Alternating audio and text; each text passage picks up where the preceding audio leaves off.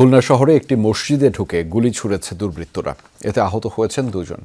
ফজর নামাজ শেষে এই ঘটনা ঘটে। গুরুতর আহত মসজিদ কমিটির সেক্রেটারি ও ব্যবসায়ী লোকমান হাকিম সহ দুজনকেই উন্নত চিকিৎসার জন্য ঢাকায় আনা হয়েছে। সিসি ক্যামেরার ফুটেজ দেখে জড়িতদের আইনের আওতায় আনার চেষ্টা চলছে বলে জানিয়েছে পুলিশ। প্রাথমিক ধারণা, ব্যবসায়িক দ্বন্দ্ব থেকেই ঘটতে পারে গুলিবর্ষণের ঘটনা। খুলনায় হামলা হত্যা এখন নিত্যদিনের ঘটনা। এবার রক্ত ঝরল মসজিদেও। দুর্বৃত্তদের গুলিতে আহত হয়েছেন দুইজন। স্থানীয়রা জানায়, শহরের দৌলতপুরে ওজপাটিকর বিদ্যুৎ জামে মসজিদে ফজরের নামাজ শেষে প্রতিদিনের মতো কোরআন পড়ছিলেন ব্যবসায়ী ও মসজিদ কমিটির সেক্রেটারি লোকমান হাকিম। পাশেই ছিলেন স্থানীয় আলম শেখ। এ সময় মোটরসাইকেলে আসা কয়েকজন ব্যক্তি মসজিদে ঢুকে গুলি ছোড়ে। গুলিবিদ্ধ দুজনকে প্রথমে নেওয়া হয় খুলনা মেডিকেলে, পরে উন্নত চিকিৎসার জন্য তাদের পাঠানো হয় ঢাকায়। উনি ফজরের নামাজ পড়ে উনি কোরআন শরীফ পড়তেছিল, ওই অবস্থায় আর কি তারা গুলি করেছে।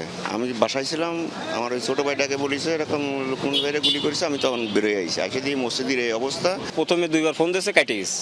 তৃতীয়বার আমি ফোন দিয়েছি, ওনার ফোনটা ঢুকলে আমি কেছে ভাই বলছে যে এরকম আমারে গুলি করেছে, তুই মসজিদে আয় তাড়াতাড়ি।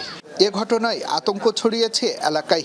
মসজিদের মতো পবিত্র স্থানে গুলি ছোড়ার ঘটনায় হতবাক এলাকাবাসী।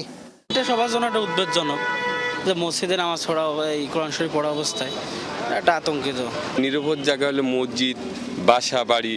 এখন তো কোনো নিরাপদ স্থান নেই মানুষের, বললেন যেখানে সেখানে মানুষ মারা যায়।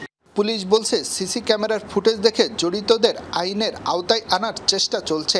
নামাজ শুরুর আগ থেকেই মসজিদের আশেপাশে বাইকে করে ঘোরাফেরা করছিল দুর্বৃত্তরা।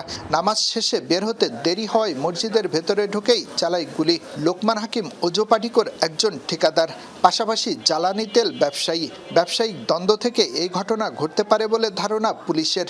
আমরা ইতিমধ্যে জানতে পেরেছি একটি তেলের ব্যবসা সংক্রান্ত একটা বিরোধকে কেন্দ্র করে এই ঘটনাটা ঘটেছে এবং সম্ভাব্য অপরাধীকে আমরা শনাক্ত করে ফেলেছি। আমরা এখন তদন্তের স্বার্থে নাম প্রকাশ করছি না। অচিরে আমরা আমাদের আভিযানিক দল বাইরে আছি গ্রেপ্তার করার জন্য। এর আগে শুক্রবার খুলনার লবণচড়া এলাকায় বিএনপির এক কর্মীকে দিনে দুপুরে গুলি করে হত্যা করে সন্ত্রাসীরা। শেখ আল এহসান, যমুনা নিউজ, খুলনা।